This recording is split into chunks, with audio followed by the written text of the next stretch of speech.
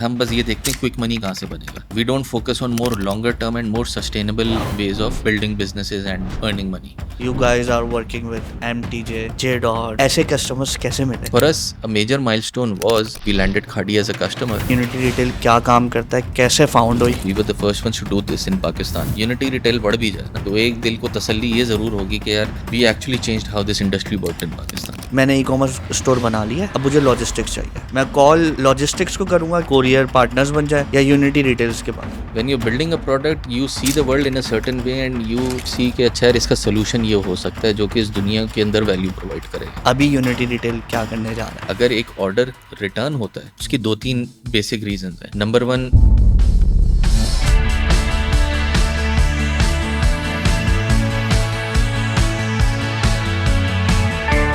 अस्सलामुअलैकुम, welcome to another episode of the Kolachi cast. E commerce की बात की जाए, it's a rapidly growing industry in Pakistan. And e commerce में अगर लॉजिस्टिक्स की बात की जाए तो it's a backbone. Today we have a special guest who is solving the problem of logistics of e commerce. Shoaib Ahsan, अस्सलाम वालेकुम, कैसे हैं आप? वालेकुम अस्सलाम, अल्हम्दुलिल्लाह. आप सुनाएं. How is your day going? अल्हम्दुलिल्लाह, So far so good. so far So so far so good. good, अल्हम्दुलिल्लाह. So start करते हैं. How you start your journey from educational background to Unity Retail?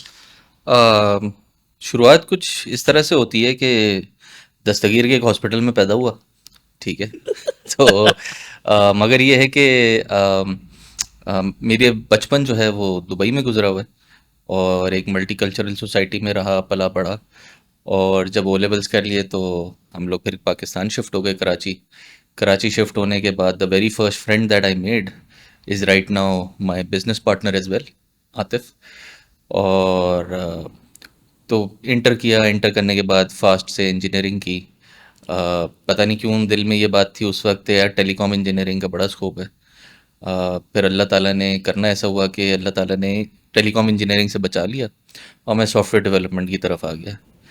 And I started my career as a software engineer at a hospital जहाँ पूरी उनकी digitisation के ऊपर जो है काम स्टार्ट किया था. अल्हम्दुलिल्लाह that was a very great experience. उसके बाद then I moved into multiple software houses. Ultimately I landed up at TCS Ecom, where we were looking at e-commerce businesses, जिसमें yevo.com था और sentimentsexpress.com था. तो उसकी जो सारी टेक और प्रोडक्ट वगैरह वो हम लोग देखते थे प्लेटफॉर्म लेवल पे. तो I was leading the product team over there. That was my last gig and job before jumping headfirst into the entrepreneurial life. तो वहाँ वो मैंने कदम उठाया 2016 में और फिर उसके बाद से बस अब यूनिटी रिटेल ही चल रहा है. शुरू में बूटस्ट्रैप किया, बूटस्ट्रैप करते करते we raised funding as well in 2021. और उसके बाद जो है अल्लाह ताला ने काफ़ी इज़्ज़त दी, काफ़ी मामलात आसान किए and things have been going good so far, अल्हम्दुलिल्लाह. अल्हम्दुलिल्लाह. तो 2016 में एंटरप्रेन्योरशिप जर्नी स्टार्ट की, तो सिर्फ यूनिटी रिटेल पर ही काम किया या सर्विसेज इंडस्ट्री में भी काम यार किया? So I come from a very middle class background. सोच भी वैसी थी मिडिल क्लास और खैर असासे तो थे ही नहीं है. तो ये था कि all that I had was skills and stuff. तो I didn't have any capital वगैरह. तो ऑब्वियसली शुरू में तो सर्विसेज में we used to do a lot of things. Software development भी करते थे, cloud infrastructure engineering, DevOps, even technical recruitment, consulting, हर तरह की चीज़ें की. और उसका मकसद सिर्फ और सिर्फ ये था कि हम अपनी जो यूनिटी रिटेल प्रोडक्ट और प्लेटफॉर्म बनाना चाह रहे हैं उसको फ्यूल करें. तो उस तरह से सर्विसेज के ज़रिए हमने अपने आप को फ्यूल किया. और ऑब्वियसली शुरू में थोड़ा टाइम लगता है चीज़ों को उठने में. जब मैं सबसे मशवरा कर रहा था क्योंकि कुछ मेरे लेट से मेंटोर्स थे और कुछ सीनियर्स थे जिनसे मैंने मशवरा किया बिफोर टेकिंग द प्लंज, तो हर किसी ने यही कहा कि यार 4 से 5 साल तो भूल जाओ कि कुछ ना कुछ होगा. अच्छा. Be ready for a struggle of at least 5 years. क्योंकि किसी भी चीज़ को बनने में इतना टाइम लगता है, मीनिंगफुल होने में टाइम लगता है. और नसीब के मामले अपनी जगह, बट अगर प्रैक्टिकली देखा जाए तो अल्लाह का करम ना ये हुआ कि शुरुआत की बिस्मिल्लाह की।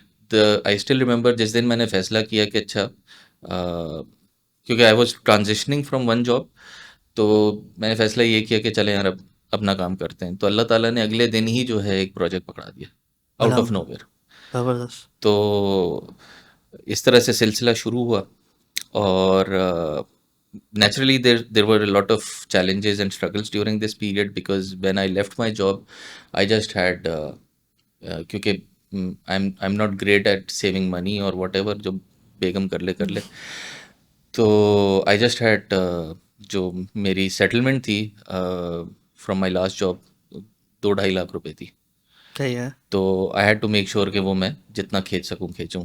एंड तो उसमें अल्लाह ताला ने फिर हाथ पकड़ा और अल्हम्दुलिल्लाह। थोड़ा थोड़ा करके चीज़ें हुई।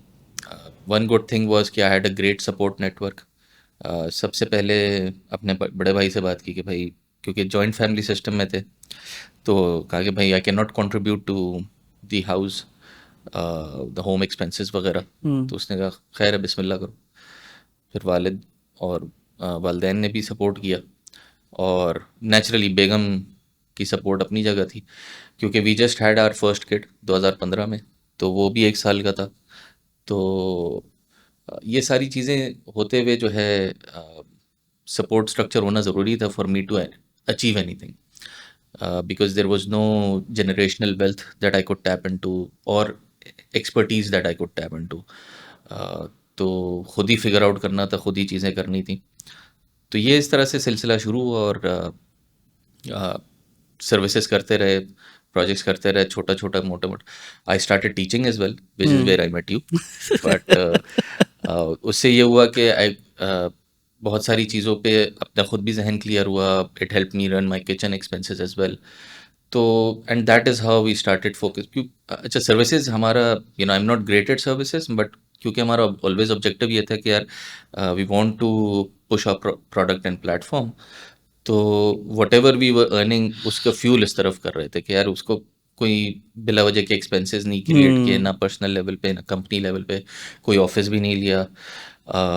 कुछ दोस्त यार थे, they were kind enough to bear with me. उन्होंने मुझे बैठने दिया, मेरी टीम को बैठने दिया, जो 1-2 लोग भी थे साथ में। कभी कुछ रिटर्न में मांगा नहीं। तो सो एज आई सेड के there are tons of shoulders that I stepped on to get to this point. अल्हम्दुलिल्लाह। अल्हम्दुलिल्लाह। तो अल्लाह ताला ने बस अच्छे लोगों का साथ दिया।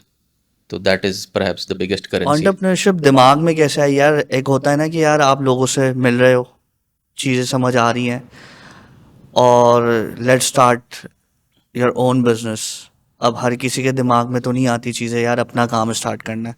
जाहिर सी बात है, बहुत सारे चैलेंजेस थे और जो बैकग्राउंड आपने बताया, तो ये बहुत बड़ी बात है। और कराची में रहते हुए 80 to 90% लोगों का बैकग्राउंड मिडिल क्लास ही रहा है। या तो ज़्यादातर लोग अब कंटेंट क्रिएशन से हाँ। एंटरप्रेन्योरशिप इंस्पायर होना है, या तो जिन जो उनका नेटवर्क है उनसे इंस्पायर होना है। तो अच्छा बात की जाए, I see that your vision is totally aligned कि आपको कुछ लॉजिस्टिक्स या कोई प्रोडक्ट में चीज़ करनी थी। You worked in TCS and you see the problems in logistics and you want to solve it in your product. तो यूनिटी रिटेल के बारे में बताएं। यूनिटी रिटेल क्या काम करता है, कैसे फाउंड हुई, और अभी यूनिटी रिटेल क्या करने जा रहा है? राइट यार। सो अगर मैं एंटरप्रेन्योरियल जर्नी से शुरू करूं, जब करियर का आगाज़ किया तो उस वक्त तो जहन में नहीं था कि अपना बिजनेस करना है, कुछ करना है। The very first time I actually heard the word entrepreneur, I still remember that was in my first year of university. Which year? 2005। 2005। सो उससे पहले इस लफ्ज़ का मुझे जो है ना बिजनेसमैन पता था, बट एंटरप्रेन्योर क्या होता है ये मुझे नहीं पता था। काफी जल्दी आपको तो आ गया। तो खैर वो किसी कोर्स में वो चल रहा था, तो एक दोस्त ने कहा कि मैं एंटरप्रेन्योर बनना चाहता हूँ। मैंने कहा ये क्या होता है? तो उधर से वो अच्छा वो एंटरप्रेन्योर क्या बनना चाहता है, वो गाड़ी का बिजनेस करना चाहता था। तो बहरहाल उधर से वो चलो जहन में एक सीड प्लांट हुआ, but I never actively was seeking any entrepreneurial activity या वेंचर। मेरा तो लाउबालीपन सा था कि अच्छा जैसे ज़िंदगी चल रही चलती रहे। अलबत्ता जब करियर स्टार्ट हुआ 2011-12 के बाद, जब ये टेक और स्टार्टअप्स वगैरह ये सब सिलसिले शुरू हुए तो एक जहन में ये चीज़ ज़रूर आई। बल्कि in fact there was a project that we did, एक यूएस बेस्ड स्टार्टअप था उसके लिए। और उसमें हम लोगों ने जो है ना, that was actually my very first project as a project manager as well. Hmm. क्योंकि एक इंक्लिनेशन थी उस तरफ जाने की, तो मैं उसमें डेवलपमेंट भी कर रहा था बट प्रोजेक्ट मैनेजमेंट भी कर रहा था। फिर 2-3 लोग और भी थे साथ में जिनको मैं लीड कर रहा था। तो उसमें एक सर्टेन प्रॉब्लम हमने सॉल्व की जिसकी बेसिस पे हमें बताया गया कि वो लोग जो है ना पेटेंट अप्लाई कर रहे हैं यूएस के अंदर। ओके। और so that was sort of like क्या कहते हैं, वेकअप कॉल फॉर मी कि अच्छा यार, तो उसमें हमारा नाम आएगा? नहीं भाई, तुम्हारा नाम क्यों आएगा? तो तुम, you are just for hire, ठीक है ना। यानी जहन हमारा लगा, एफर्ट हमारी लगी, उन्होंने सिर्फ प्रॉब्लम बताया था यार इसको सॉल्व करना है, किस तरह से करना है वो सारा हमारा अपना वो था। तो that is where I realised कि यार जब यानी अगर मैं कुछ इस दुनिया में दे रहा हूँ, if there is something that एक आउटपुट मैं डिलीवर कर रहा हूँ, तो उसको मैं अपना नहीं कह सकता। तो हम्म। एक वो सेंस ऑफ ओनरशिप और वो जो है ना, that is something that I felt कि यार ये होना ज़रूरी है। और उसी के साथ साथ मुझे ये एहसास भी हुआ कि यार सर्विसेज में ये हो नहीं सकता। और सर्विसेज में दूसरा जो मसला है वो ये है कि यार आप जितने ही सही हों, आपको सामने वाली की सुननी है, राइट। तो ये कुछ 2-3 इंग्रेडिएंट्स थे जिसकी बेसिस पे समझ ले सोच डेवलप हुई कि यार अपना कुछ करें, कोई अपना प्रोडक्ट बनाएं, ठीक है ना। Because when you building a product you see the world in a certain way and you try, or you see a problem and you see कि अच्छा यार इसका सोल्यूशन ये हो सकता है जो कि इस दुनिया के अंदर वैल्यू प्रोवाइड करेगा। बट इट्स यू नो, एक आपकी तख़य्युल में एक चीज़ थी जो अब इस दुनिया में मैनिफेस्ट हो गई है। और इधर इधर the market will accept it और रिजेक्ट इट, वो सेकेंडरी है। But you're the complete master of it, of how to perceive it, how to shape it, how to deliver it, how to hmm. get it to people. तो that is something that attracted मी। तो ये एक जहन में था। अब इस दौरान जहाँ भी मैं काम कर रहा होता था मेरी कोशिश ये होती थी यार प्रोडक्ट डेवलपमेंट की तरफ घुसें, ठीक है ना। उस कंपनी को भी मैं धक्का देता रहता था, अपने सीनियर्स को, अपने सीईओज एंड को। That's why you teach in fast as well. हाँ, तो ये भी था। तो खैर इस तरह से जो है वो सिलसिला शुरू किया। फिर टीसीएस ज्वाइन किया। TCS was a different opportunity. Hmm. TCS में यानी अपने अंदर एक पूरी दुनिया है वो, माशाल्लाह से। लाइक आई फील कि that organisation has so much potential, माशाल्लाह से।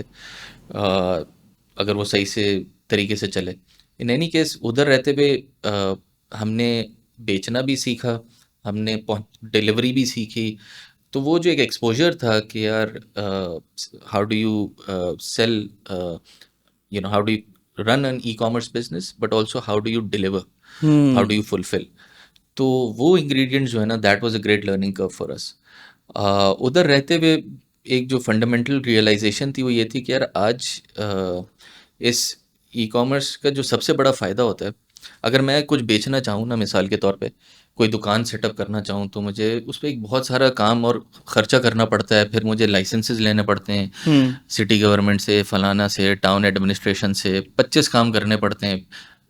और there is a lot of regulation और barriers in that process. But अगर मैं ई कॉमर्स का राउट लूँ तो I don't need to go through a lot of stuff. तो मुझे ये भी एहसास हुआ कि यार अगर एक शख्स हलाल रिस्क कमाना चाह रहा है, राइट, तो उसके लिए सबसे आसान अपॉर्चुनिटी जो है वो, या तो वो अपनी कोई स्किल बेच ले एज अ सर्विस, या वो कोई प्रोडक्ट बना के बेचे। And e commerce and internet eight by large makes that very easy and doable. तो अब एक बंदा अगर ये स्टेप ले रहा है तो उसका जो सबसे बड़ा मसला है वो यही है कि वो टेक्नोलॉजी को अडॉप्ट करना या समझना जो है ना, उसके लिए एक चैलेंज है। Because technology is not everyone's strength. Hmm. तो वो टेक्नोलॉजी उनके लिए आसान सहल बना के किस तरह से पेश की जाए ताकि वो फिर ग्रो कर सकें।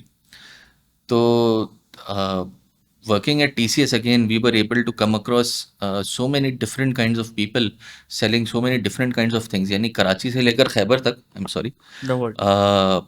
10,000 किस्म की चीज़ें बेच रहे होते हैं और अमेजिंग थिंग्स। बट भाई यही वो जिस चीज़ों में फंसते थे, अच्छा बेचना कैसा है, अगर ऑर्डर आ भी जाए तो पहुंचाना कैसा है। पहुंचाना कैसे? और जब ये साइंस आपने फिगर आउट कर ली, अच्छा अब इसको ग्रो कैसे करना है। तो ये जो फंडामेंटल चीज़ें थी विच फेल्ट के यार at the end of the day ecosystem उसका ग्रो कर सकता है जब वो सेलर एम्पावर्ड हो। And that is how we came up with Unity Retail कि यार Unity Retail is a platform that empowers sellers to hmm sell everywhere they want to and to deliver their orders everywhere they want to without any roadblocks or challenges।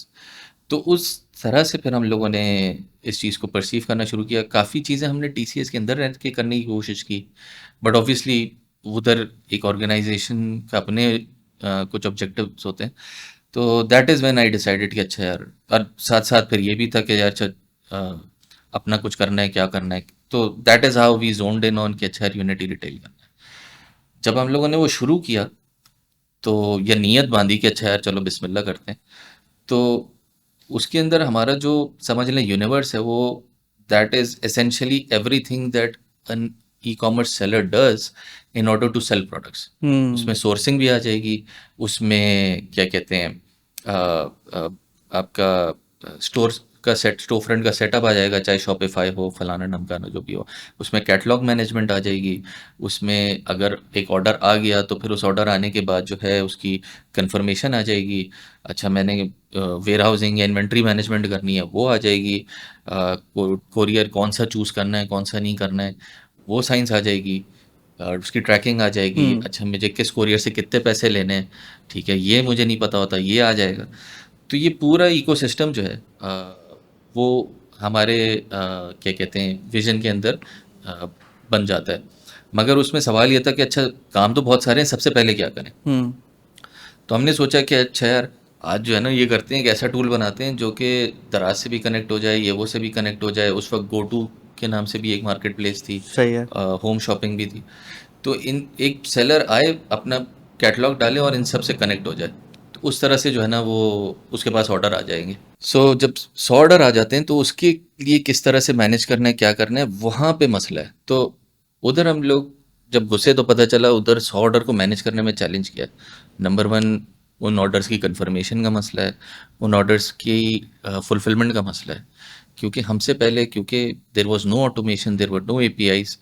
तो लोग काम किस तरह से करते थे कि एक तो वो मल्टीपल कोरियर्स के साथ काम करते थे। तो आज लेट्स से मेरे पास वर्डप्रेस या मैजेंटो की वेबसाइट है, उस वक्त हम्म शॉपिफाई इतना एक्टिव नहीं था पाकिस्तान में। तो मैंने अपने ऑर्डर्स की एक सीएसवी डाउनलोड की, उसके 3 हिस्से बनाए कि यार ये मैं टीसीएस से भेजूंगा, ये मैं फलाने कोरियर से भेजूंगा, ये फलाने से भेजूंगा। फिर हम्म उनका पोर्टल खोला, उसमें वो अपलोड किया, उधर वो बुकिंग्स बनी, सीएन नंबर बने, वो डाउनलोड किया। फिर ये सारे one by one her courier के साथ करके फिर उसको मैंने वापस कंसोलिडेट करके फिर जो है इधर अपने स्टोर फ्रंट पे वापस डाला। तो इसके लिए मुझे बंदे भी चाहिए, मुझे इसके लिए टाइम भी चाहिए। और इस क्योंकि ये सारा काम एक्सेल के अंदर हो रहा था, तो गलती से वो कुछ करते हुए फॉर्मूला गलत लग गया तो 5,000 की जो सीओडी थी हम्म वो 500 हो जाएगी। और ये होता है, ऐसे ही है। ठीक है ना। तो उसकी वजह से बड़े मसले मसाइल और लॉसेज और ये सब होते थे। तो that is where we realised कि अच्छा यार, और प्रोडक्ट पब्लिश करना मसला नहीं है, आज मसला बुनियादी तौर पे ऑर्डर प्रोसेसिंग है। तो उधर फिर हमने अपना जो काम हमने बाद में करना था उसको हम फिर पहले लेकर आए कि अच्छा यार अब इसके ऊपर फोकस करते हैं। And then we started talking to all of these courier services कि यार एपीआईज बनाओ वगैरह। हर कोरियर सर्विस में मोर और लेस कोई ना कोई एक जान पहचान का बंदा था, एक्स टीसीएस वगैरह। But hmm having when we started talking to these courier services we realised कि यार इनके जो है ना टेक्नोलॉजी के इनके भी बड़े शदीद मसले हैं। तो हमें फिर इनको समझाना पड़ा कि एपीआई क्या बनानी है, कैसी बनानी है, उसके अंदर क्या-क्या जो है ना चीज़ें उनको किस तरह से बिल्ड करनी है। Even from a security perspective भी हमको उनको समझाना पड़ा। और वो जो एक शुरू की 2-3 साल की मेहनत है, जिसमें हमें बहुत मगजमारी करनी पड़ी इन कोरियर्स के साथ, आ, उसका फ़ायदा ये हुआ कि पूरा इकोसिस्टम जो है उसकी वजह से बेनिफिट कर सका। Because what we were asking them to build was not just for us but for the overall ecosystem. Hmm तो one thing that I feel, क्योंकि we were the first ones to do this in Pakistan, कि यार आज unity retail बढ़ भी जाए ना तो एक दिल को तसल्ली ये ज़रूर होगी कि यार we actually changed how this industry worked in Pakistan. Right, हमसे पहले जिस लेवल पे मैनुअल काम हो रहा होता था तो वो अल्लाह का शुक्र है कि वो ख़त्म हो गया। तो that is how we started pushing this couriers कि यार आपकी बुकिंग की एपीआई इस तरह की होनी चाहिए, ट्रैकिंग की एपीआई इस तरह की होनी चाहिए, नेटवर्क का कि आप कहाँ कहाँ डिलीवर करते हैं उसको किस तरह से आपने हम एक्सपोज करना है, ताकि ये सारी चीज़ें जो हैं ये हम कंसोलिडेट करें एक सेलर के लिए, और एक सेलर के लिए जो है ना सबसे आसान हो कि वो क्लिक क्लिक क्लिक करके आगे बढ़ा दे, उसके ऊपर से ये लोड ख़त्म हो जाए कि मैंने एक्सेल पे काम करना है। ठीक है, so just take an example, I am running e commerce store, मुझे लॉजिस्टिक्स चाहिए, मैं यूनिटी रिटेल का प्लग इंस्टॉल करूंगा, या चेक इन चेकआउट सारी चीज़ें यूनिटी रिटेल प्रोवाइड कर देंगे और लॉजिस्टिक्स के ऑप्शंस भी यूनिटी रिटेल प्रोवाइड सो करेगी। आज टिपिकल एक्सपीरियंस किस तरह से होता है कि number one, we have our integrations with storefronts, तो अगर आप शॉपिफाई पे हैं, वो कॉमर्स पे, मजेंटो पे हैं, तो ऐप या प्लगइन आपने इंस्टॉल कर ली, तो उसके साथ जो बुनियादी काम होता है वो ये होता है कि जब भी आपकी वेबसाइट पे कोई ऑर्डर प्लेस होगा वो आपके यूनिटी रिटेल अकाउंट में सिंक हो जाएगा। ठीक है। अच्छा, ऑपरेशनली आपने जितना काम करना है आपने यूनिटी रिटेल के अकाउंट के अंदर आके करना है। अब ऑपरेशनली क्या क्या काम होते हैं? अच्छा, पहली चीज़ तो ये एवरीथिंग इज पोस्ट परचेज, यानी पोस्ट चेकआउट अब जो होगा वो यूनिटी रिटेल में होगा। सही है। प्री चेकआउट यूनिटी का कोई ताल्लुक नहीं, एक्सेप्ट इन्वेंट्री सिंक करने का, कि यार वो प्रोडक्ट उधर अगर मेरे पास वेयर हाउस में है तो वो उसको वेबसाइट पे भी अवेलेबल कर दो। जब चेकआउट कर दिया कस्टमर ने तो उसके ऑर्डर आता है, तो सबसे पहले उसके ऊपर जो काम होता है, क्योंकि this is a COD driven market, तो आपको ये सीओडी बुनियादी तौर पे सेल तो है नहीं, COD is just a lead, ठीक है ना। तो उस लीड को कंफर्म करना है कि वाकई इसको चाहिए या नहीं चाहिए, क्यों? क्योंकि ये वापस आ सकता है। वापस आने का मसला क्या है कि मेरी एक इन्वेंट्री है जो इन ट्रांजिट फंसी हुई है, मैं उसको फिर से नहीं बेच सकता। अगर वो वापस आ रही है तो वो ऐसा नहीं है कि 2 दिन में वापस आ जाएगी, उसको 3 हफ्ते लगेंगे, 2 महीने लगेंगे वापस आने में, तब तक मेरा वो पैसा फंसा हुआ है। तो हाउ डू आई इंश्योर कि मेरा जो ऑर्डर है जो आया है वो मैं वही फुलफिल करूं जो वाकई फुलफिलेबल है, फुलफिलेबल इन द सेंस कि वो कस्टमर इतना रिलायबल है कि वो ले सके। तो दैट इज़ वेयर वो ऑर्डर कन्फर्मेशन की पूरी साइंस आती है। अच्छा, अब इसके अंदर शुरुआत ये होती थी पहले कि यार कॉल करते थे आप, उसकी इंटेंट को जज करने की कोशिश करते थे, बट ओवर टाइम ये एक बड़ा मैकेनिकल काम हो गया कि वो कस्टमर को कॉल की और बस आपने 4 बातें रटी और हाँ अच्छा ठीक है डन, पार्सल डिस्पैच। मगर उसके अराउंड हमने टूल्स क्या बिल्ड किया? हमने उसमें टूल्स ये बिल्ड किए कि आज अगर एक ऑर्डर रिटर्न होता है, उसकी 2-3 बेसिक रीजंस हैं। नंबर वन, कोरियर ने डिलीवरी सही से करने की कोशिश नहीं की, उसको अभी साइड पे कर देते हैं। कस्टमर की नीयत का मसला है, कस्टमर के एड्रेस का मसला है। नीयत को हम लोग, so we built tools to predict और determine the risk associated with each order.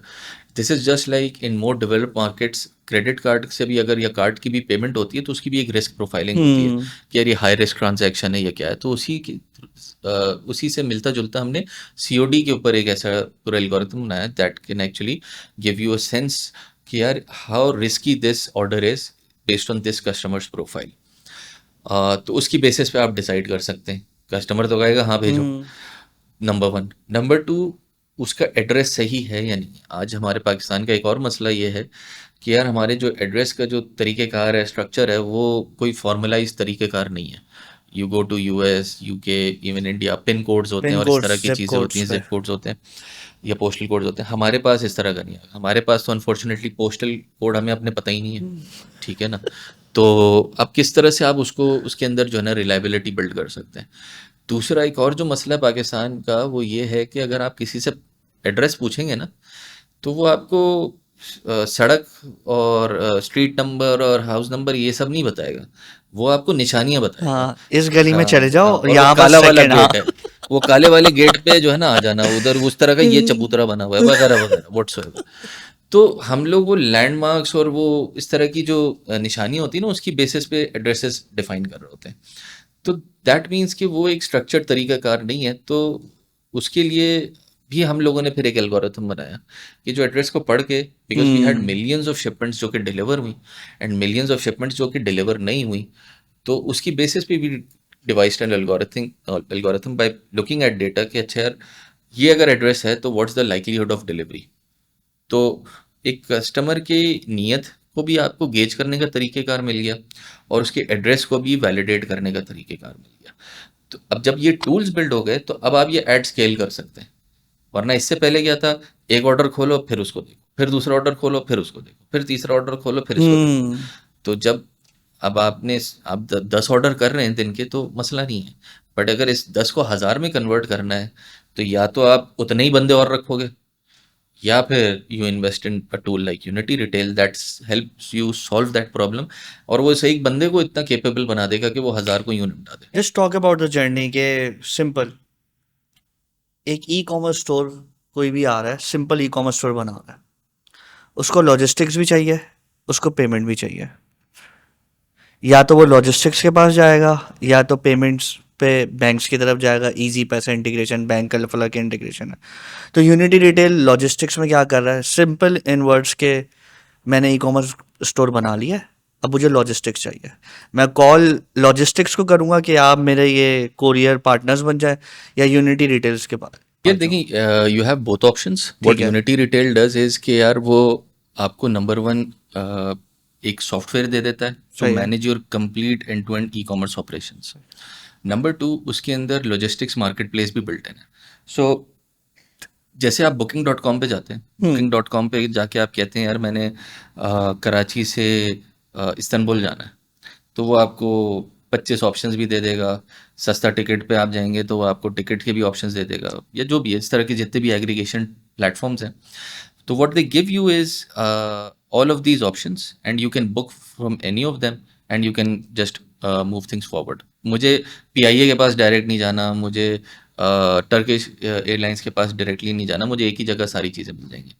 तो इसी तरह से यूनिटी रिटेल के अंदर भी जब आपके पास एक ऑर्डर आ जाता है, आपने उसको कंफर्म भी कर लिया, आपने इन्वेंटरी भी देख ली, सब कर लिया, अब किस कोरियर से भेजना है, अब वो कोरियर का अकाउंट होना ज़रूरी नहीं है आपके पास, वो यूनिटी रिटेल के अंदर बाय डिफ़ॉल्ट मौजूद है। ओके। तो उससे फ़ायदा क्या होता है कि you don't need to run around these couriers, you just need to sign up on our platform, you just need to connect your online store, आपने टॉप अप कर देना है and you can just start shipping right away. आए कुछ साल पहले की बात है, एक सेलर का आउट ऑफ नोवेयर मेरे पास वॉइस मैसेज आया व्हाट्सएप पे, उसने एक टीम मेंबर से ले लिया था, मर्दान में था। अच्छा। मर्दान में वो लड़का था, तो उसके वॉइस मैसेज ये आया कि सर मैं आपको बस एक मैसेज भेज रहा हूँ, इसलिए कि मैं 4 महीने से एक फलां कोरियर के पीछे भाग रहा था कि मुझे अकाउंट दे दो, ओके। ठीक है, मगर वो नहीं दे रहे थे। मैंने कल रात आपका ऐड देखा, साइन अप किया, ऑर्डर डाला और मैंने एक बुकिंग बनाई। आज उसी कोरियर का राइडर मुझसे पार्सल उठा के लेके गया, और जबरदस्त। उसको किसी से बात नहीं करनी पड़ी, कुछ नहीं करना पड़ा। एग्जैक्टली। और वो ये कह रहा है कि यार मुझे ऐसा लग रहा है कि मैं अमेरिका में बैठा हूँ, इतना काम आसान हो गया। अब एक और ये मज़े की बात है कि पाकिस्तान में हम इतना कस्टमर सर्विस के डिप्राइव्ड हैं कि ज़रा सा बेसिक भी कोई कुछ कर लेता है ना, हम बहुत खुश हो जाते हैं। And but that was also good validation for us. हम तो कराची लाहौर, टिपिकली कराची में रहने वाले का मसला ये है कि वो कराची से आगे बढ़ के कुछ सोच ही नहीं पाता। बट हमारे पास we have got 5000 sellers shipping from 82 cities of Pakistan. जबरदस्त माशाल्लाह। कराची, लाहौर, इस्लामाबाद, मुल्तान, क्वेटा, पिंडी, पेशावर, फैसलाबाद, सियालकोट, ये तो बहुत दूर की बात है। मैंने जब वो लिस्ट पहली बार देखी, मैंने कहा ये कौन सा शहर है? तो ये तो मुझे पता भी नहीं था इधर भी लोग बेच रहे होंगे। So the power of internet and e commerce again goes back to my original point कि यार उसने वो बैरियर्स ऐसे तोड़ दिए माशाल्लाह से कि अब एक शख्स वाकई जेन्युइनली हलाल रिस्क कमा सकता है बड़े आराम से। ठीक है ना, उसको बस जो वो मसला आता है वो ये आता है कि मेरी वेबसाइट भी तैयार है, वेबसाइट नहीं है तो मैं सोशल मीडिया पे बेच दूंगा, प्रोडक्ट भी तैयार है, पैकेजिंग भी तैयार है, मार्केटिंग भी तैयार है, सब तैयार है, कोरियर को सीओडी अकाउंट दे दे। कोरियर सीओडी अकाउंट नहीं दे रहा, तो फिर मेरी मजबूरी क्या है कि मैं कस्टमर से कहूँगा अच्छा तुम मुझे पैसे ऑनलाइन ट्रांसफ़र करो, फिर मैं किसी कोरियर की शॉप पे जाके हम्म। पार्सल भेजूंगा। तो जो मुझे सीओडी अकाउंट के ज़रिए वो शायद पार्सल 150 का पड़ता, वो मैं 500-600 रुपये का जाके उसकी शॉप से भेजता हूँ। नाइस। ठीक है ना। जबरदस्त। तो this is the level of facilitation that they are getting from our platform. और उसमें कुछ ऐसे भी ब्रांड्स हैं या सेलर्स हैं who are very well known and they were, जिसमें मिसाल के तौर पे एक इन्फ्लुएंसर है, उनका अपना ब्रांड था। उनको जब हमने ऑन बोर्ड किया तो वो एक कोरियर से शदीद आखे हुए थे कि जवाब नहीं मिलता, डिलीवरीज नहीं होती, पैसे नहीं मिलते, and because they were new to e commerce तो उनको चीज़ें नहीं पता थी। वो हमारे साथ प्लग इन हुए हैं और माशाल्लाह से एक दिन में हज़ार हज़ार ऑर्डर निकाले और दबा के उनकी माशाल्लाह से जबरदस्त। पिकअप्स भी हुए हैं, डिलीवरीज भी हुई हैं, पेमेंट्स भी आई हैं, और वो आराम से मैनेज कर रहे होते हैं। तो अल्हम्दुलिल्लाह that is something we have, यानी जो हमने शुरू में एक सोचा था, जो हमारी आज एक टैगलाइन भी है कि empowering sellers, we actually achieved that अल्हम्दुलिल्लाह। अल्हम्दुलिल्लाह। तो वो अच्छा, ये तो लेवल ऑफ सर्विस हम या समझ लें लॉजिस्टिक्स मार्केट प्लेस का एक एलिमेंट है जो कि छोटे सेलर्स और उनके लिए रेलिवेंट है। अगर ओवरऑल सॉफ्टवेयर की बात करूं तो we have sellers of all shapes and sizes, चाहे वो women based home based entrepreneur हो, वुमेन एंटरप्रेन्योर जो शायद महीने में एक ऑर्डर करती हो, या पाकिस्तान के सबसे बड़े फैशन रिटेल ब्रांड्स हो, they are all using this software. And अल्हम्दुलिल्लाह। जैसे जैसे वो ग्रो करते हैं, they can unlock more features in the platform that complement their growth, जबरदस्त। कि वो ऑटोमेशन उसके अंदर आ जाएगी, चीज़ें उसके अंदर आ जाएंगी। सो जैसे जैसे आप ग्रो करते हैं, आपका बॉटलनेक भी आगे बढ़ता जाता है। पहले ऑर्डर कन्फर्मेशन मसला था, फिर कोरियर बुकिंग मसला हो गया, अच्छा ये भी सॉल्व कर दिया, फिर इन्वेंट्री मैनेजमेंट मसला हो गया, वेयर हाउसिंग मसला हो गया। तो ये सारे मसले हम सॉल्व करते चले गए। आज जो एक मसला है सेलर्स का, वो ये है कि यार हम कोरियर को पार्सल तो दे देते हैं, डिलीवर नहीं होता। क्यों? क्योंकि कोरियर्स की आज एक हमारी एक इंडस्ट्री की रियलिटी है कि कोरियर्स ने, because they were in a price war, तो आज जो उनके इकोनॉमिक्स हैं, they are not feasible for them to execute that promise hmm. Accurately. वो अगर आपसे कहते हैं यार ये मैं ओवरनाइट डिलीवर कर दूंगा कराची टू लाहौर, नहीं कर पाते। 60 to 70% ऑफ द टाइम शायद कर लें, रेस्ट 30-40% टाइम नहीं कर पाते। और उसकी वजूहत बहुत सारी हैं, but fundamentally it all boils down to the economics. क्योंकि वो आपस में प्राइस वॉर में पड़े हुए थे, तो उन्होंने पैसे इतने सस्ते कर दिए हैं उस शिपमेंट के। मैंने 25 किलो का पार्सल 80 रुपए में जाते हुए देखा है। ओ। तो अच्छा, वो भी कराची का पार्सल नहीं है, वो कहीं और का पार्सल है। तो अब वो कराची से लाहौर गया होगा जहाज से 80 रुपए में। 80 रुपए में। तो अब now you can imagine. How do you see e commerce industry in Pakistan? अगर आप लोगों को देखें, अमेजोन, शॉपिफाई सीख लो, अमेजोन सीख लो, इतना कमाओगे। मैं समझता हूँ कि ई कॉमर्स सीख लिया जाए। ई कॉमर्स में एक समथिंग लाइक ब्रांड है, आपका अपना है, प्रोडक्ट एक निश सेलेक्ट कर ली, प्रोडक्ट्स आप लिस्ट डाउन कर रहे हैं, फिर लॉजिस्टिक्स है, सारी चीज़ें हैं जो कि मैनेज कर। आप अपनी इनसाइट्स बताएं कि कैसे देख रहे हैं। यार दो तीन चीज़ें ना। एक तो ये है कि naturally there is a dearth of people या shortage of people with good skills, hmm. And in general Pakistan की अगर मैं बात करूँ तो with good work ethic as well. ठीक है ना? तो ये हर बिजनेस ओनर का एक मसला है। हमारा अल्लाह का शुक्र नहीं है अल्हम्दुलिल्लाह। अल्हम्दुलिल्लाह। बट ये है कि जो ये एक यानी इसमें दो तीन चीज़ें हैं। इसमें सबसे पहली चीज़ जो ये जो अमेज़ॉन का एक जो वो वेव आई थी, उसमें सिर्फ मेरा पॉइंट ये था कि यार पहले लोगों को अपना हाथ लोकल ई कॉमर्स इंडस्ट्री के अंदर साफ करना चाहिए था, बजाय इसके कि डायरेक्ट अमेज़ॉन पे कूदें। क्योंकि उधर बहुत सारे गलत काम भी हुए हैं, गलत बातें भी हुई हैं। वो चिनियोड गैंग या पता नहीं कौन कौन से थे जिनकी वजह से पाकिस्तान के ऊपर मजीद बैन पड़े। ऐसे ही है। तो अव्वल तो ये है कि आप डायरेक्ट गोरे पे हाथ ना साफ करवाएं, आप अपनी आवाम पे हाथ साफ करवाएं, number one. Number two, locally जो मुझे एक कह लें फ्रस्ट्रेशन है, वो ये है कि हम लोग अभी भी जो है ना प्राइस के ऊपर खेल रहे हैं, सस्ते के ऊपर खेल रहे हैं, in the sense, and this is something that we see everywhere, in the sense कि अगर हम अपनी टेक इंडस्ट्री की भी बात करें, टेक सर्विसेज की भी बात करें, तो हम इस चीज़ के ऊपर खेल रहे हैं कि हमारी रिसोर्स सस्ती है। हम इस चीज़ पे नहीं खेल रहे कि हमारी क्वालिटी क्या है, हमारा ब्रांड क्या है, हमारी यही चीज़ मैं पाकिस्तान में ई कॉमर्स में भी देखता हूँ। You will find so many stores जो कि वो सदर में गुल प्लाजा से या फलाने बाज़ार से माल उठा लेंगे। वो कोई एक उठा लेगा, वो 25,000 लोग उसको कॉपी कर लेंगे। ठीक है? या वो चाइना से सोर्स कर लेंगे, वो वाइट लेबल्ड चीज़ें बेच रहे हम्म। होते हैं। तो अब उसमें जो एक चैलेंज आता है वो ये होता है कि यार मैं अगर एक स्टोर चला रहा हूँ और अगर मैं एक ब्रांड की तरफ नहीं जा रहा, तो आई can not charge a premium and I can not make things easier scalable. ठीक है ना? इसको इस तरह से समझ लें। जब मैं हर वो चीज़ के पीछे भागूंगा जो अभी बिकने के पर्सपेक्टिव से अच्छी है, तो मैं मुसलसल प्रोडक्ट हंटिंग में लगा रहूँगा और मैं शॉर्ट टर्म विंस करूँगा। मैं यानी मैंने लेट से मिसाल के तौर पे आप लोगों ने शायद देखा हो कुछ अर्से पहले, ये आपके टेबल के ऊपर वो लेदर कवर्स, वो लेदर मैट्स का वो एक यस। आया था। तो वो एक स्टोर ने शुरू किया था, उसके बाद 25 स्टोर्स ने वो करना शुरू कर दिया। ठीक है? उसकी एक लाइफ है ना, वो कितने बिकेंगे? ठीक कितना है? वो भी। 5 महीने आपने बेचा, अच्छा अब व्हाट नेक्स्ट? क्योंकि there is no brand value associated with that and there is no brand vision around that, तो then you can not identify other complementing products that fit into it. A great brand story in my opinion is दाढ़ी मूंछ, दाढ़ी। ठीक है ना। कहाँ से शुरू किया था वो, मेंस ग्रूमिंग के अंदर कहाँ कहाँ चले गए माशाल्लाह से। अभी जो मैंने लेटेस्ट उनकी प्रोडक्ट्स देखी हैं तो yes. I really liked it. तो there it's a good brand play. Sourcing वगैरह शायद वो सारी चाइना से हो रही हो, वो मसला नहीं है। मसला ये कि there is a good value addition to that and then you can scale it very easily. अब वो रिटेल के अंदर भी आ गए। मैंने नाहिद में उनको उनकी प्रोडक्ट्स देखी, which is a good step माशाल्लाह से। तो that is where I feel कि we need to be more focused.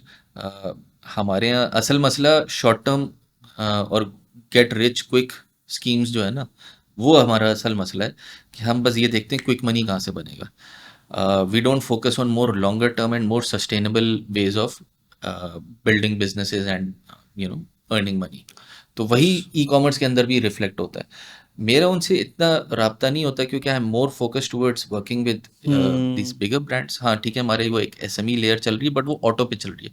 उनसे वो सॉफ्टवेयर ही सारा कुछ कर रहा होता है।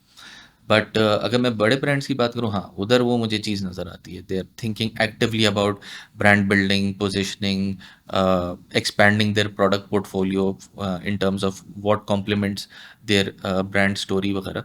तो उस लिहाज से वहाँ पे वो चीज़ें नज़र आती। मगर कितने ही ब्रांड्स हैं हमारे पास पाकिस्तान में, 50 होंगे, 100 होंगे, बहुत ज़्यादा हो गए, 200 हो गए for such a big nation, ठीक है ना। We have very few brands. तो आई फील कि there is a huge room in that sense. अगर हम उसकी तरफ फोकस करें, उसमें मेहनत ज़्यादा है, बस मसला ये है मैंने ज़्यादा कि वो फाइंडिंग योर ब्रांड का पर्सोना बिल्ड करना, उसको कम्युनिकेट करना, लोगों को बताना, और उसके ऊपर फिर वो एक चीज़ बिल्ड करना। But we have got good examples. So अगर ब्रांड्स की बात की जाए तो you guys are working with MTJ, J dot, Khaadi, Cambridge. कोई ऐसा ब्रांड नहीं है जो आपके प्रोडक्ट से एसोसिएटेड नहीं है, अल्हम्दुलिल्लाह। अल्हम्दुलिल्लाह। तो ये ऐसे कस्टमर्स कैसे मिले? एक होता है ना, फर्स्ट कस्टमर आया यार, एक अलग ही खुशी होती है unity right. Retail.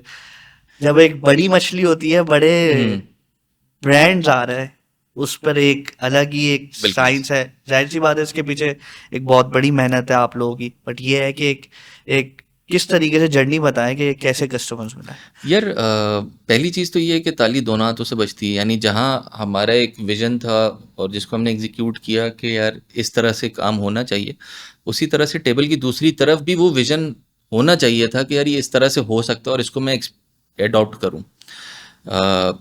Frankly when we started off, जब हम लोगों को बताते थे कि यार ये देखो ये ऑटोमेशन होगी, इससे ये फ़ायदा होगा, ये करना होगा, वो करना, कहते यार मैं आपको इतने पैसे क्यों दूँ। मैं तो उस वक्त क्योंकि मिनिमम वेज 15-20 हज़ार थी, मैं तो 15-20 हज़ार 25 हज़ार रख के एक बंदा रख लूँगा, वो ये कर लेगा। अब उनको ये समझाना कि यार ये 15-20 हज़ार के बंदे आप कब तक रखोगे? क्या आपने सारी ज़िंदगी 100 ऑर्डर पे चलना है पर डे, या 1000 पे जाना है, 10,000 पे जाना है? तो वो स्केल अचीव करना जो है, तो दैट इस वो माइंडसेट का एक बड़ा मसला था। That mindset started changing around 2019। थोड़ी एक ओपननेस बिल्ड होना शुरू हुई।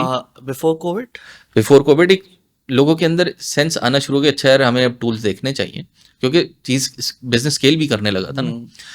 कोविड हमारे लिए ऑब्वियसली वाज अ ब्लेसिंग, ठीक है ना।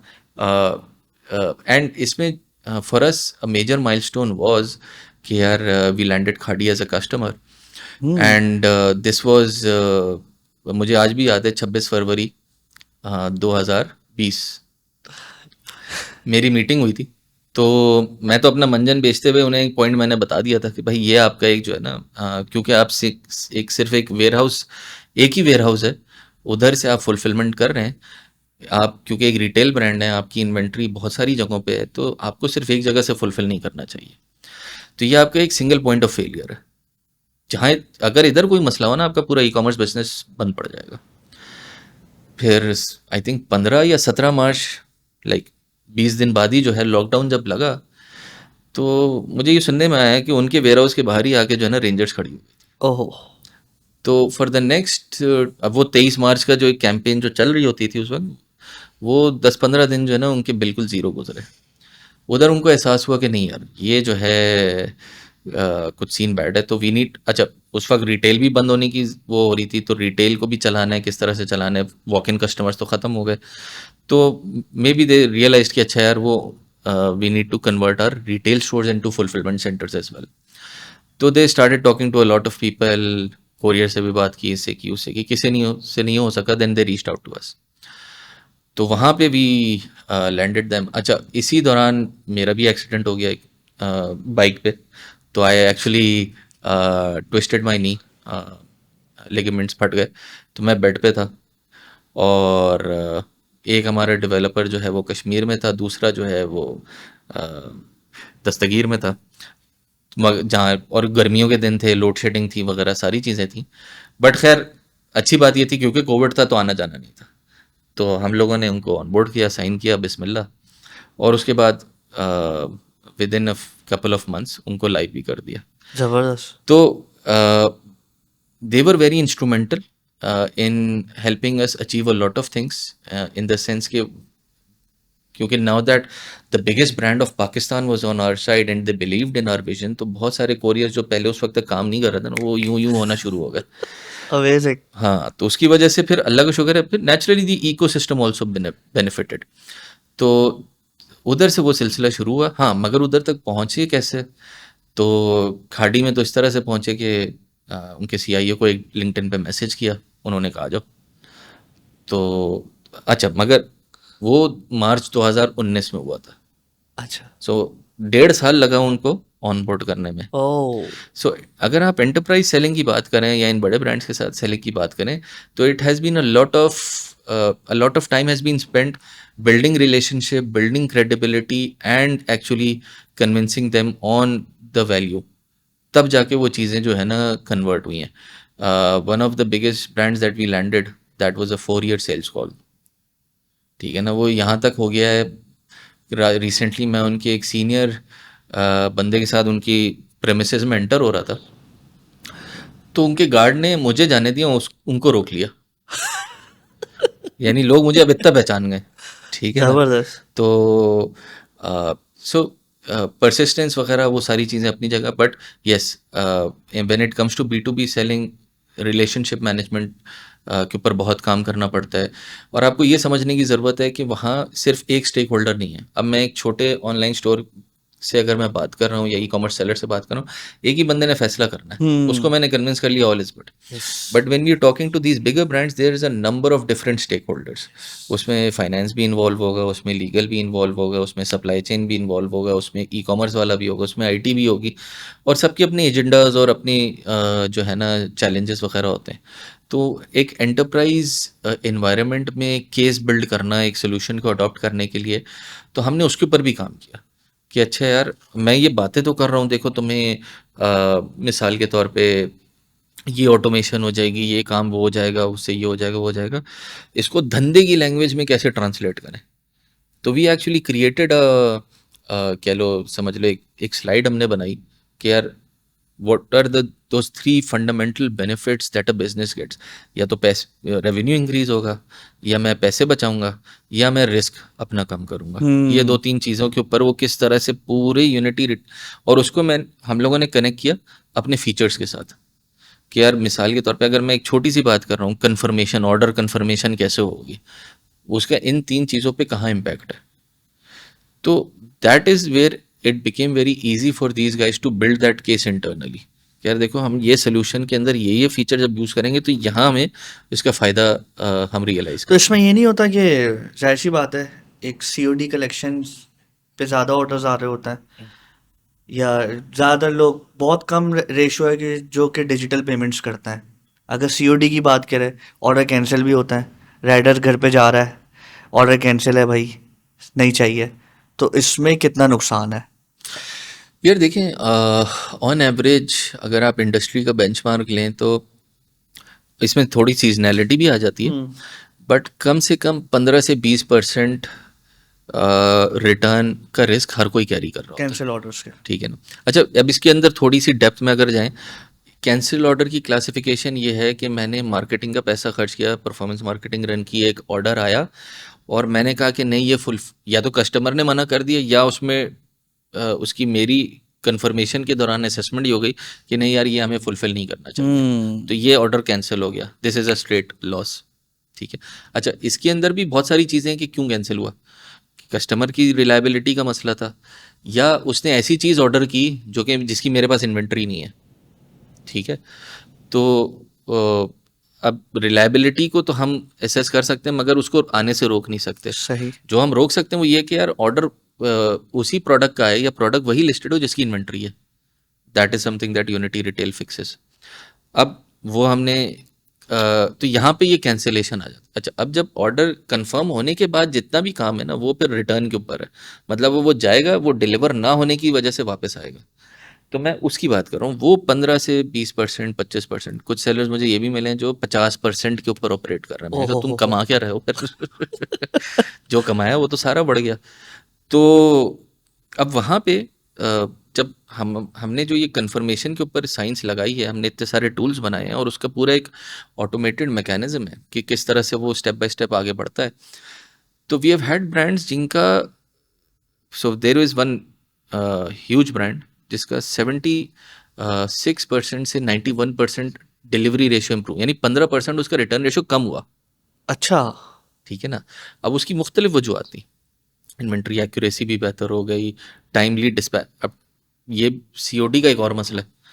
ठीक है ना। वो ये है कि the moment I place N order, जब तक मैं उस मेरे पास आए और उसके मैं पैसे ना दे दूँ ना, वो सेल तो नहीं है। नहीं। मेरे पास एज अ कस्टमर कोई कमिटमेंट नहीं है क्योंकि मैंने आपको ऑनलाइन पेमेंट नहीं की है। तो I can reject that at any point in time.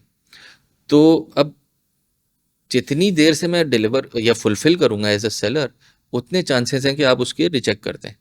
हम टीसीएस में क्या करते थे कि COD order is a ticking time. जितनी देर लगाई उतने चांसेस हैं उसके फटने के। राइट।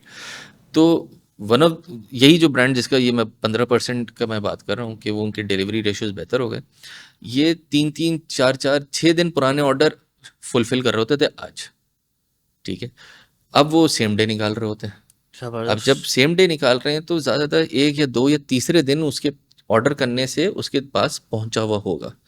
तो उसके पास कम अपॉर्चुनिटी है अपना मिजाज या जहन तब्दील करने की कि नहीं यार, आई डोंट वांट दैट। तो दिस आल्सो तो कंट्रीब्यूट्स। सेम डे की वजह बिकॉज ऑफ कंपटीशन।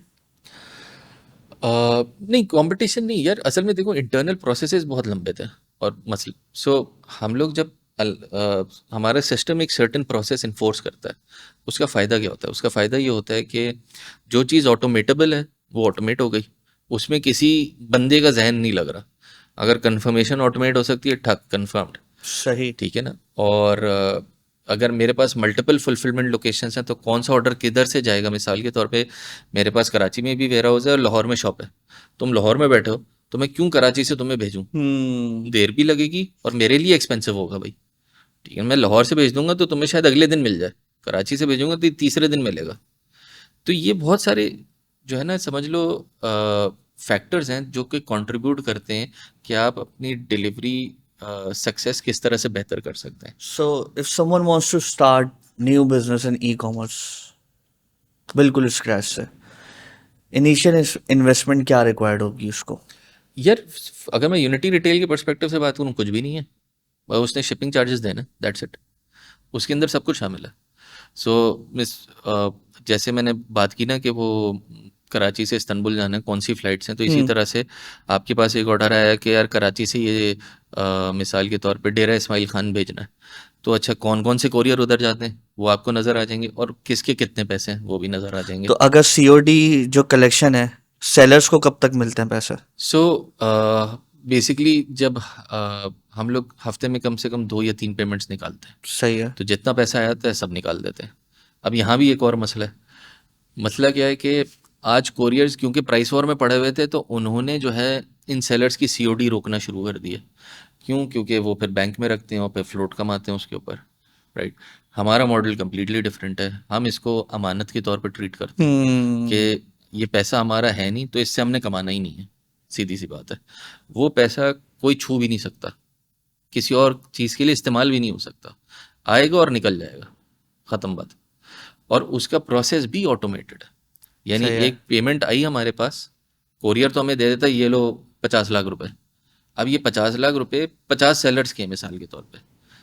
तो ये वर्किंग कि कौन से किसका क्या है, this is completely automated. So don't you think कि जो सीओडी कलेक्शन हो रही है ये है रिस्क भी है यार इन टर्म्स ऑफ कि अगर स्ट्रीट क्राइम्स देखे जाए?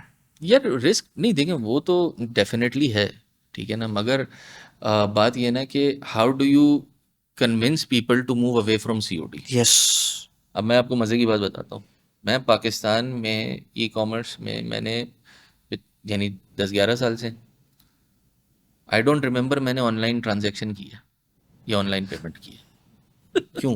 इस इंडस्ट्री का खुद हिस्सा होते हुए, क्योंकि मुझे पता है कि इफ़ समथिंग गोज़ रॉन्ग तो मेरा वो पैसा गया, वो निकलवाना एक दर्द सर है, यस। ठीक है ना। तो that is and that gives me even more drive and motivation कि यार इन सब के ये मसले ठीक करो, तब जाके जो है ना। क्योंकि मैं मिसाल के तौर पे एक एक वाइफ ने एक ब्रांड से एक चीज़ मंगवाई, तो जो चीज़ मंगवाई वो आई नहीं। अच्छा, मसला ये है कि सीओडी देते हुए खोल तो नहीं सकते, तो वो उसने दे दिया पैसे। अब वो पैसे अपने लिए तो लॉस है ना, but because I knew the head of e commerce over there, तो I was able to manage that situation. But अगर वो ऑनलाइन पेमेंट होती या कुछ भी होता और मैं उस बंदे को नहीं जानता होता, तो मैं तो फंस गया था, ठीक है। इसी वजह से अब इसमें मैं अपना मंजन भी इस तरह से भेज दूँ। यूनिटी रिटेल में जब एक पार्सल शिप होता है तो एक कस्टमर को ट्रैकिंग लिंक भी जाता है, और इस ट्रैकिंग लिंक में वो अपने प्रॉब्लम्स भी शेयर कर सकते हैं, यानी उसकी वो टिकट भी रेस कर सकता है, और अगर आफ्टर डिलीवरी कोई मसला आया है तो वो एक रिटर्न रिक्वेस्ट भी क्रिएट कर सकता है। वो रिटर्न रिक्वेस्ट ऑटोमेटिक सिस्टम में भी आ जाएगी, सीएस कस्टमर सर्विस टीम को भी नज़र आएगी, proper case management, video evidence, सब कुछ है। उसका फ़ायदा क्या है? उसका फ़ायदा ये है कि आज अगर मैं कोई किसी से रिटर्न मांगता था, तो वो कहीं ईमेल में, कहीं व्हाट्सएप में, कहीं किसी फ़ोन में या किसी की डायरी में कहीं लिखा हुआ खोया पड़ा होता था। इसलिए जब भी मैं उसके ऊपर फॉलो अप करूँ तो मुझे ज़ीरो से स्टार्ट करना पड़ता था, यस। ठीक है ना। But now that there is a proper case management around it, there is a proper tool around it which gives that CS agent complete back history कि यार ऑर्डर कब आया था, क्या कहते हैं, कब शिप हुआ, क्या शिप हुआ, कब पहुंचा, किस कोरियर ने पहुंचाया, वो सारी डिटेल उसके पास है। तो उसके लिए फिर ये कस्टमर को सर्व करना आसान हो जाता है। If you talk about product management specially, तो जाहिर सी बात है एक एंजल इन्वेस्टर होता है, या तो आप अपने पेरेंट्स से पैसे ले लें, या तो भाई बहन के या दोस्त यार से, एंजल इन्वेस्टर से, यार मैं ये कोई चीज़ बना लूं। ये कोई चीज़ बना ली, अब वो जाहिर सी बात है कैश बर्न हो गया जितना था, फंडिंग की तरफ आता है। अगर फंडिंग की बात की जाए तो कितना मुश्किल है पाकिस्तान में रहते हुए as a product company funding लेना? Depends on where you are born, depends on. कि आप कहाँ पैदा हुए हैं, किस घर में पैदा हुए हैं। बट मैं इसमें कुछ अरसे से जो है ना, मैं बड़ा एक्सप्लिसिट हो गया इस मामले में। I have a chip on my shoulder. मैं आई फील के, क्योंकि I been part of the complete cycle, अगर 2016 से देखा जाए, सही है। नेस्ट में भी रहा, मुख्तलिफ इंक्यूबेटर्स वगैरह, स्टार्टअप सीन में बहुत सारे लोगों से ताल्लुक़ भी बना, लॉट्स ऑफ गुड फ्रेंड्स वगैरह। तो व्हाट आई रियलाइज्ड इज़ के फंड फंड रेज करना, उसमें मल्टीपल चीज़ें आ जाती हैं। एंड अगर हम स्पेसिफिकली पाकिस्तान में वीसी फंडिंग की बात करें, तो आई फील कि अ, जो एक जेन्युइन मसला मुझे जो लगता है ना, वो होता है भीड़ चाल, ठीक है ना। कि मिसाल के तौर पे ये रिटेल डिस्ट्रीब्यूशन के स्टार्टअप आए तो सब ने पैसा लगा दिया उसके ऊपर, सही है। जबकि मेरे नज़दीक उधर फंडामेंटल्स नहीं हैं अभी भी उस बिजनेस मॉडल के लिए। But I am not an expert on that, एक ओपिनियन मेरा अपना ज़रूर है। तो वो फंडामेंटल्स नहीं है, बट क्योंकि वो एक भीड़ चाल बनी, एक हाइप बनी, तो एक के बाद दूसरा के बाद तीसरा के बाद चौथा जो है उसके अंदर घुसता चला गया, जिसमें से अब शायद एक दो ही बचे, ठीक है। फिर उसमें भी उन लोगों ने बहुत सारे पिवट्स किए हैं, सब कुछ किया है। उसमें से कुछ जो हैं वो सॉफ्टवेयर एज अ सर्विस में कन्वर्ट हो गए फ्रॉम ऑपरेशंस और an inventory led model to that, यानी मुख्तलिफ इस तरह की चीज़ें। बट अगर मैं उसको मज़ीद चीज़ें उसके हवाले से आइडेंटिफाई करूँ, आई फील कि you only get credit as a founder if you're even if you're a first time founder. I was a first time founder, so I'm not an investable person because I have not yet, I don't have a track record to show. Yes, ठीक है ना, कि यार देखो मैंने मेरी ये successes हैं, क्योंकि मैं एक नॉर्मल करियर से हूँ। तो अच्छा, इसके अंदर भी एक सर्टेन टाइप है जिसको क्रेडिट मिलता है, जिसमें मिसाल के तौर पे अगर आप देखें, बहुत सारे जो लोग एक्स करीम थे, they got a lot of investments. ठीक है ना, मेरा उससे भी इख्तलाफ है कि यार उस बड़ी सी मशीन में इतना सा पुर्जा होने के बाद जो है ना, what value are you getting out of it. ठीक है ना, तो I don't see that as a good signal of being an investable asset. दूसरा, आई फील कि हमारा क्या कहते हैं, जो ज़्यादा स्ट्रेट फॉरवर्ड बिजनेस मॉडल्स होते हैं, they are more easier to invest in. हमारा जो मॉडल था वो लोगों को बहुत टाइम लगा समझने में, यानी कोई हमें कोरियर से मिला देता था, कोई हमें किसी और से मिला एग्जैक्टली देता था। ऐसे ही है। तो we found very few people who could actually understand the true essence of our business model, and the person that we actually ended up having as an investor knew about this model from somewhere else. तो उनके लिए वो fundamentals clear थे, तो उनसे जब बात हुई तो उनको समझाना नहीं पड़ा, उनके साथ तो अलग डिस्कशन हुई कि अच्छा अब ये करना कैसे। तो जो टिपिकल पाकिस्तान के अंदर जो इन्वेस्टर्स थे उनके, there it was very difficult for them to understand कि what we were doing. Maybe we did not do a good job of explaining what we were doing. Over time, I've realized कि यार जो आपका network है, how useful it can be in actually opening up doors for your business. Because as I came from a technical background, मुझे इस industry में network बनाने में बहुत साल लगे, और दैट वाज यानी उसके लिए बहुत टाइम और क्या कहते हैं मेहनत करनी पड़ी है। बहुत सारी जगहों पे गया हूँ, और बहुत सारी जगहों पे बड़े अजीब व गरीब एक्सपीरियंसेस भी रहे हैं। बट ये है कि अब अल्लाह का शुक्र है वो नेटवर्क बिल्ड हो गया, तो now it's easy for me to execute something compare to how it was 7-8 years ago. तो आई फील कि ये चैलेंजेस अपनी जगह हैं। फिर पाकिस्तान एज अ मार्केट के अपने चैलेंजेस हैं। तो if you are building a business that just focuses on Pakistan, ठीक है ना, then you are not going to get traction from VCs. ठीक है, अनलेस या तो वो रिटेल को टारगेट कर रहा होगा जिसका साइज इतना बड़ा है, ठीक है, या फिनटेक को टारगेट कर रहा होगा। तो फिर then you need to look at other sources of investment. अच्छी बात यह है कि जो हमारी क्या लें बिजनेस एलीट थी, उनकी जो नई जनरेशन आ रही है, they are very much interested in startups. तो बहुत सारे फैमिली बिजनेसेस ने उधर पैसा कुछ राउट करना शुरू किया है, उन्होंने अपने भी कुछ चीज़ें करने, एक्सपेरिमेंट करने शुरू किए। बट ओवरऑल अगर देखा जाए, स्टिल फील पाकिस्तान का जो इकोसिस्टम है वो अभी बहुत एम्ब्रियोनिक स्टेज में। एम्ब्रियोनिक तो खैर उससे शायद हम आगे बढ़ गए, but we still at a very initial stage in terms of maturity. We still have to go a long way, क्योंकि आज एट लार्ज स्टिल जो लोकल कैपिटल है वो इंगेज नहीं हो रहा स्टार्टअप्स की इन्वेस्टमेंट के अंदर। वो लग रहा है प्रॉपर्टी में, वो लग रहा है गोल्ड में, वो लग रहा है फॉरेक्स में, वो लग रहा है क्या कहते हैं, क्रिप्टो में। क्रिप्टो में। हाँ बिल्कुल।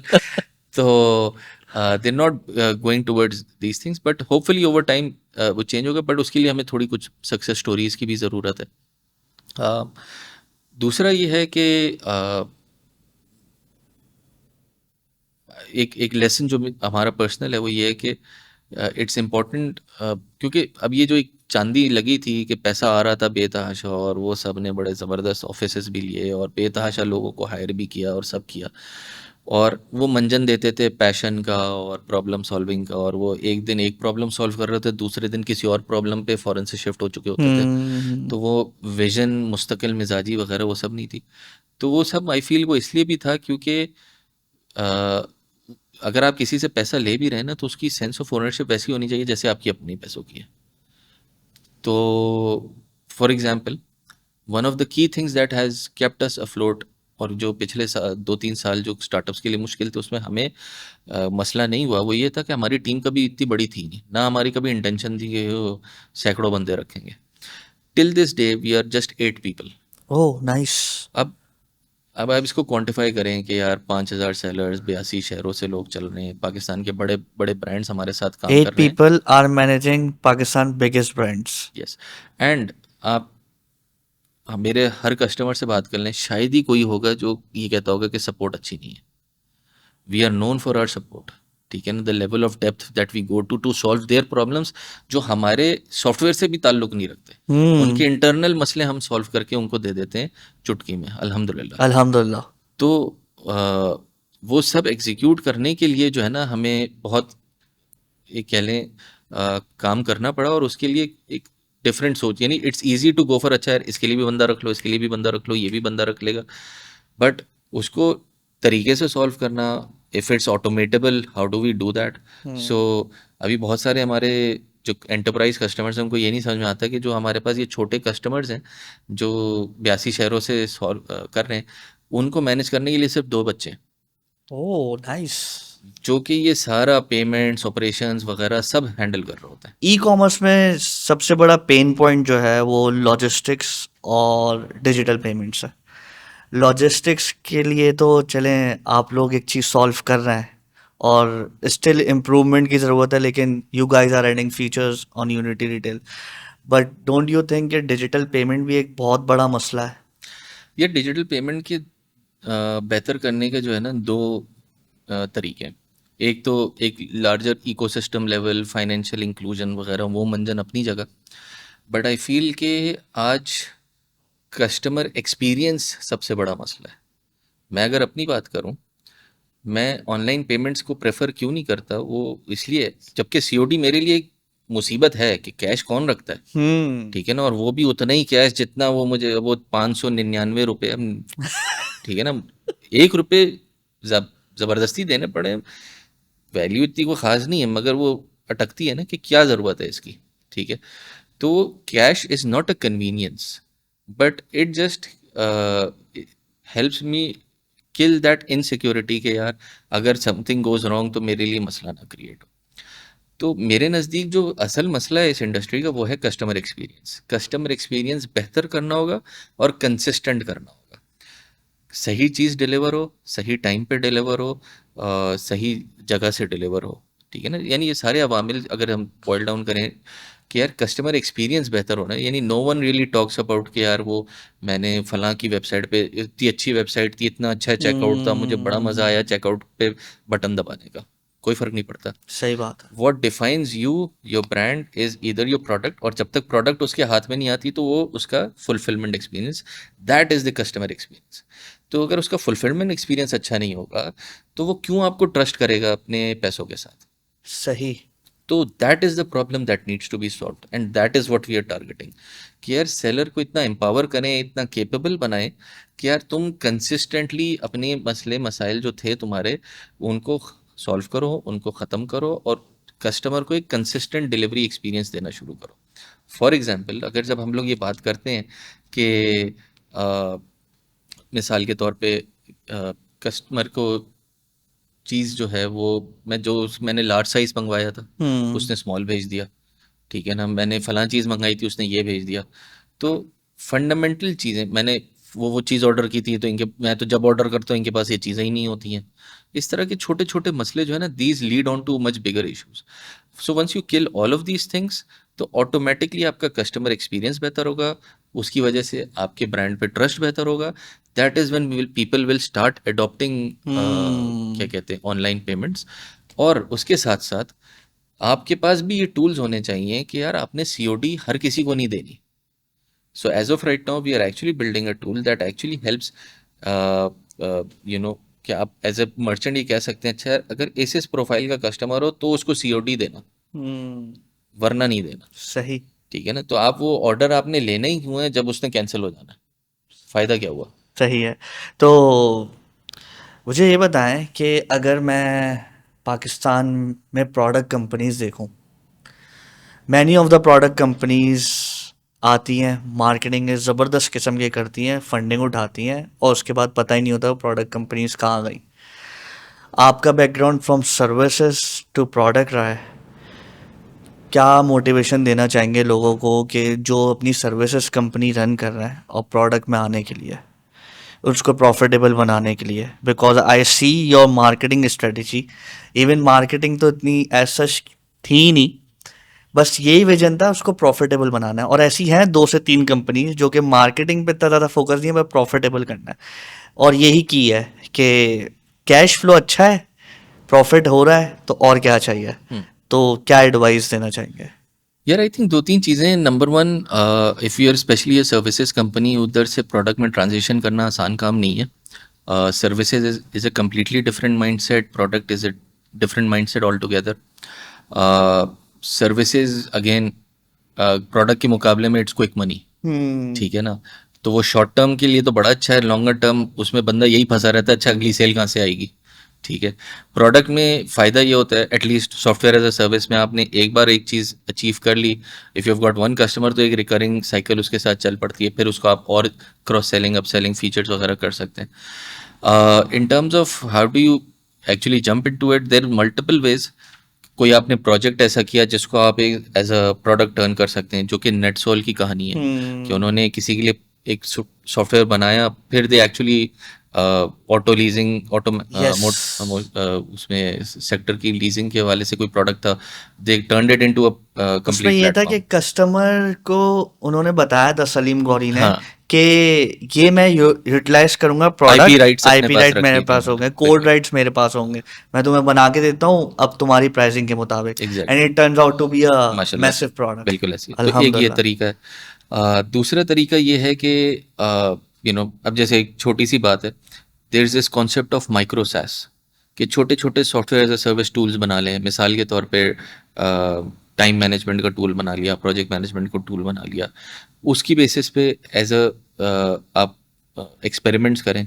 उन एक्सपेरिमेंट्स से आप कुछ ना भी हुआ ना, आप बहुत सारी चीज़ें सीख लेंगे कि यार सर्विसेज की मार्केटिंग स्ट्रैटेजी क्या होती है, प्रोडक्ट की मार्केटिंग स्ट्रैटेजी क्या होती है, product development, road map, curation, वो क्या क्या सारी उसके अंदर साइंस है, वो आपको उधर खुल के सामने आएंगी। Ideas are dime a dozen, ठीक है ना। आइडियाज़ का मसला नहीं है, everything is all about execution, आपने एग्जीक्यूशन कैसे करनी है। And think of it as a muscle, कि जितनी आप ट्रेनिंग करेंगे उतनी वो मसल बेहतर होगी, उतना ज़्यादा लोड उठा सकेगी, तो ये भी वैसे ही चलेगा। तो ये 2-3 चीज़ें इसकी बेसिस पे आप शुरू करें, और शायद आपको अपने टीम में कुछ चेंजेस भी करनी पड़े, स्टार्टिंग विद योरसेल्फ, कि अपने अंदर वो माइंडसेट शिफ्ट लेकर आए कि सर्विसेज एक अलग गेम है, प्रोडक्ट एक अलग गेम है। Thank you so much Shoaib, it was really an insightful discussion and I hope के ऑडियंस भी इंजॉय करे। I hope Thank you so much. We will be coming with more exciting episodes, and don't forget to subscribe our channel. Thank you so much.